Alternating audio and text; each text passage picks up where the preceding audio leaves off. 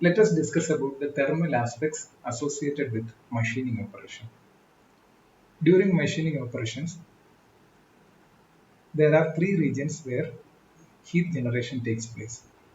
These regions are the region around the shear plane, the tool chip interface region, and the tool workpiece interface region. You are already familiar with the primary deformation zone and the secondary deformation zone. So, the region around the shear plane. This region is the primary deformation zone where heat is generated, and the chip tool interface region. This is the secondary deformation zone where also heat is generated. In addition to that, heat is generated along the tool workpiece interface region that is shown here.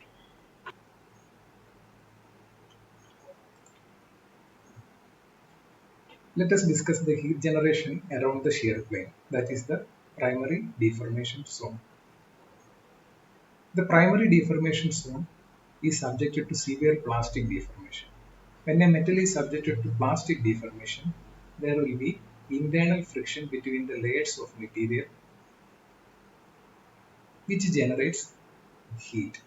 So 60 to 75% of the total heat is generated in the primary deformation zone.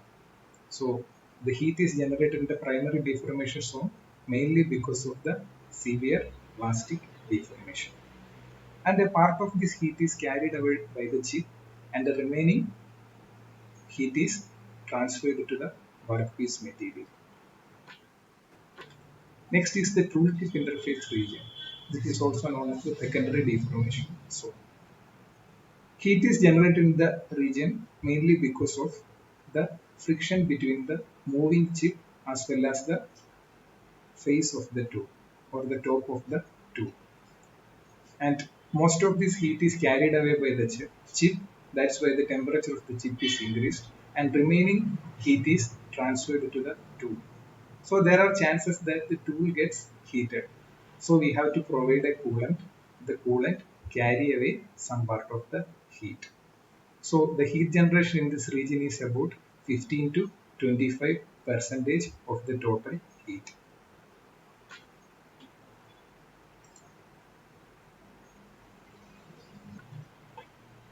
Another source of heat generation is the tool workpiece interface region.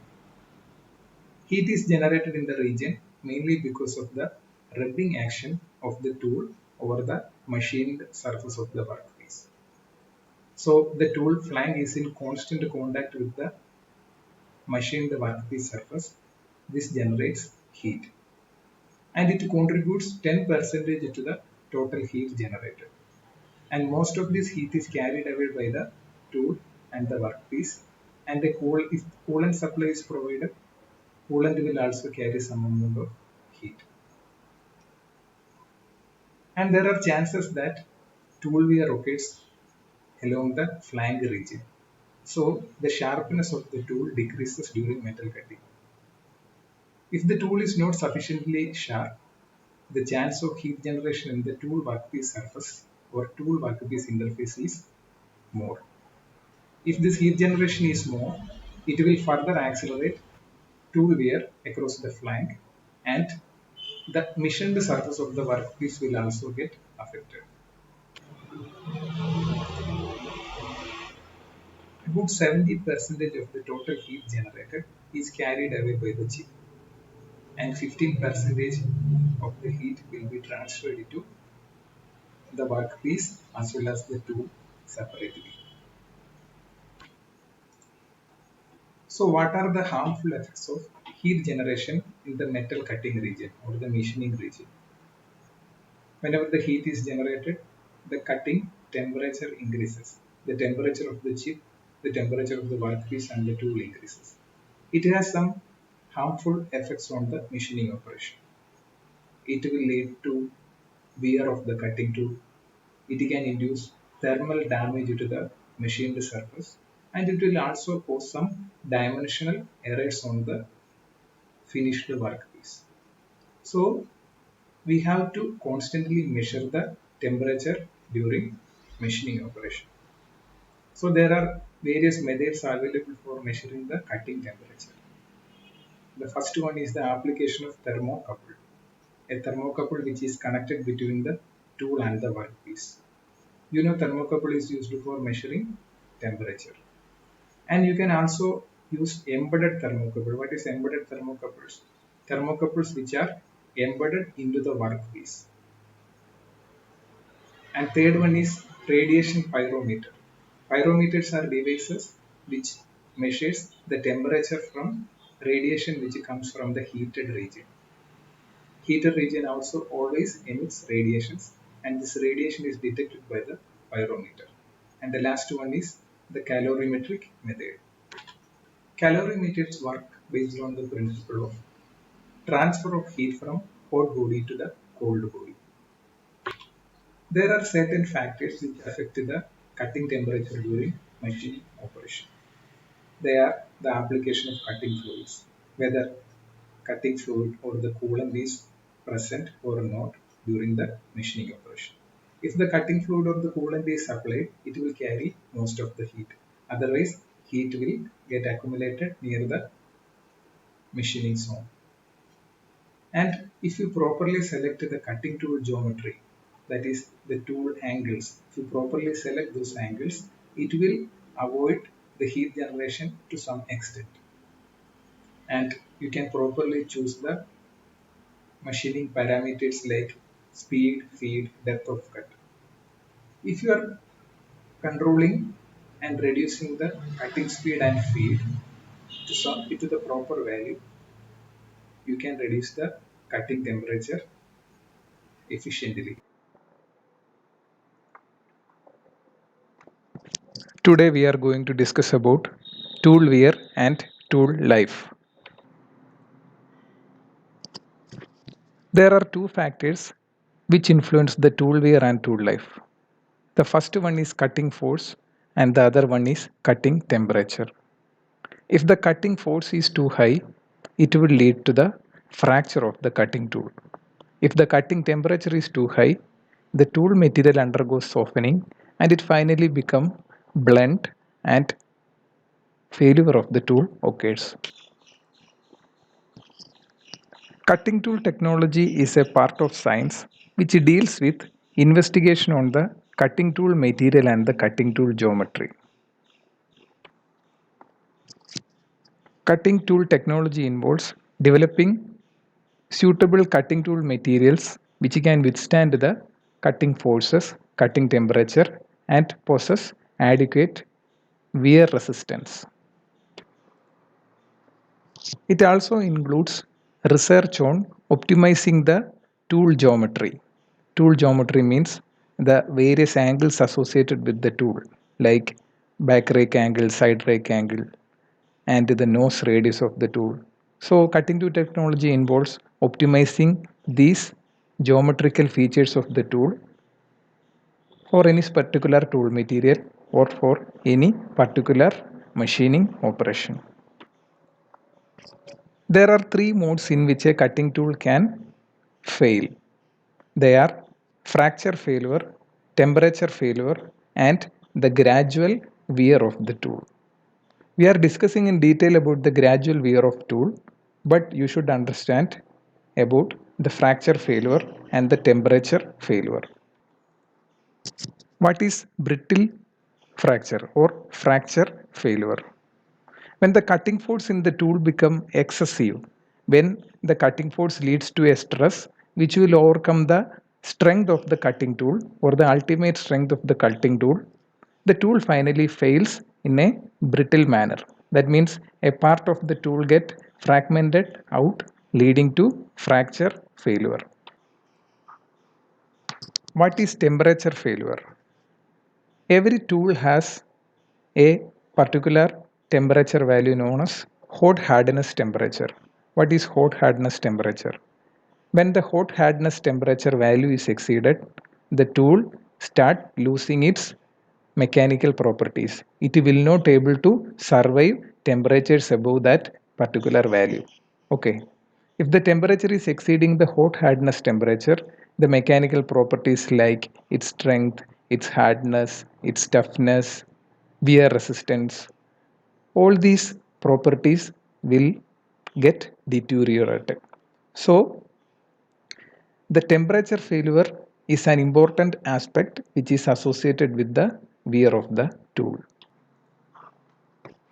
If the cutting temperature is too high, if it is exceeding the hot hardness temperature, the tip of the tool undergoes softening, which leads to plastic deformation, and finally, the sharp edge of the tool will become blunt. This is a type of temperature failure.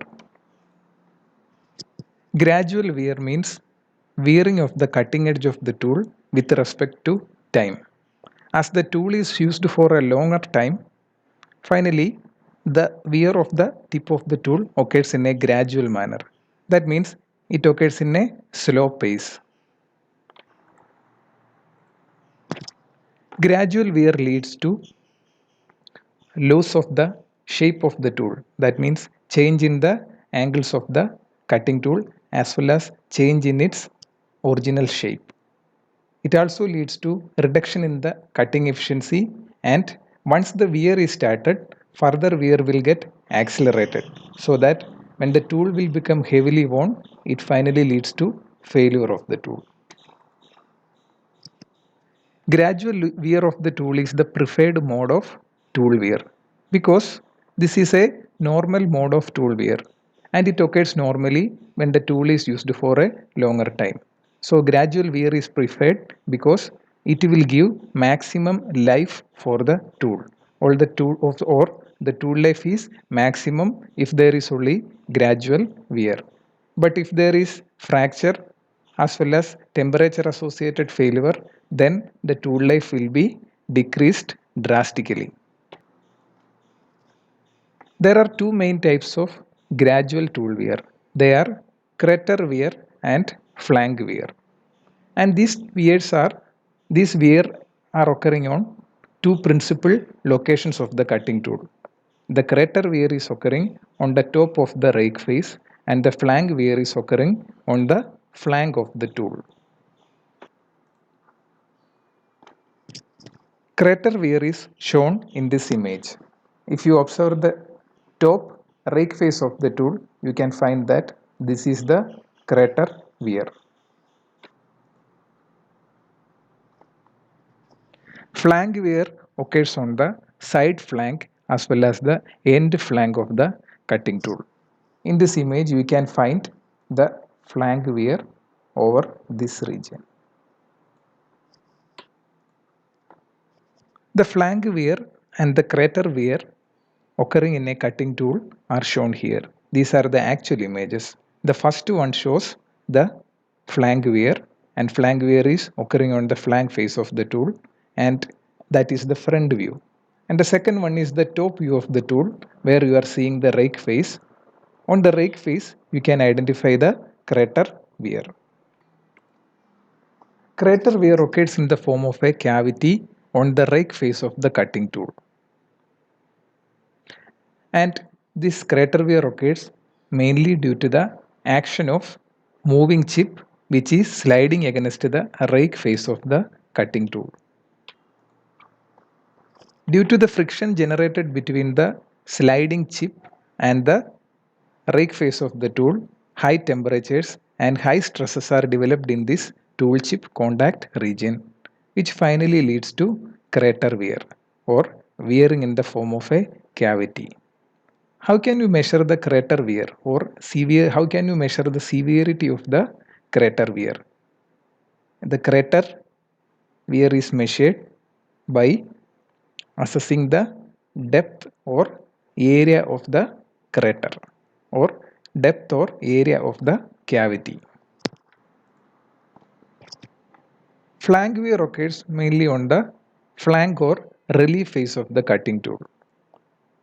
Flank wear develops mainly because of the rubbing action between the newly generated work surface, that means the machined surface, as well as the flank face of the cutting tool.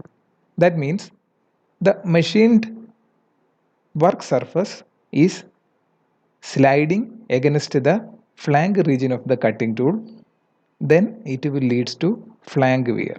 The flank wear occurs over a larger area, and flank wear is usually measured based on its width, or the width of the flank wear is considered, and it is usually called wear length or flank wear length.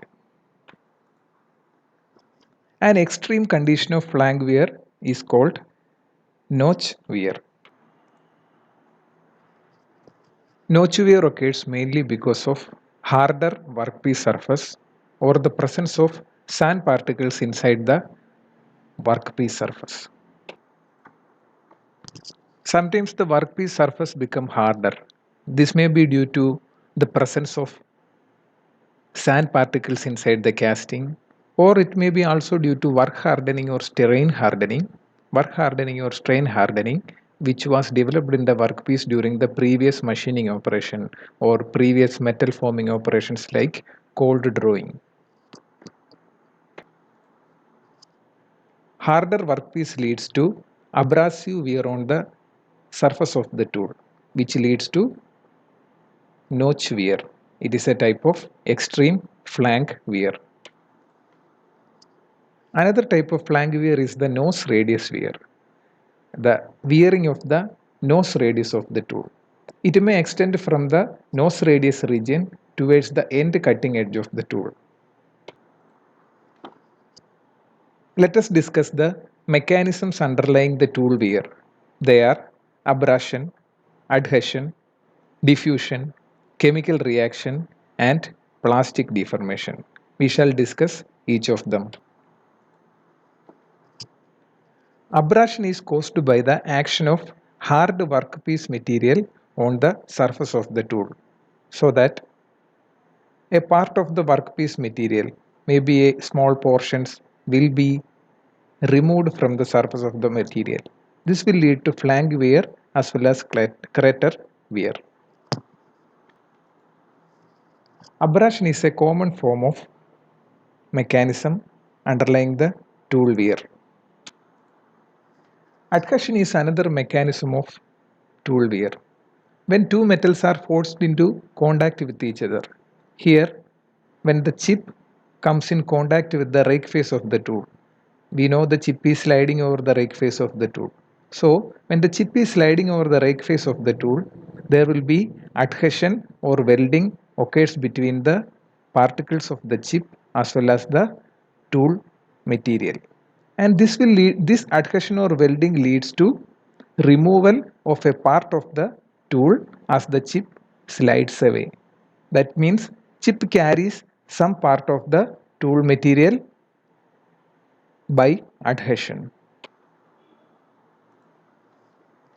Diffusion is the transfer of atoms from a region of higher concentration to a region of lower concentration.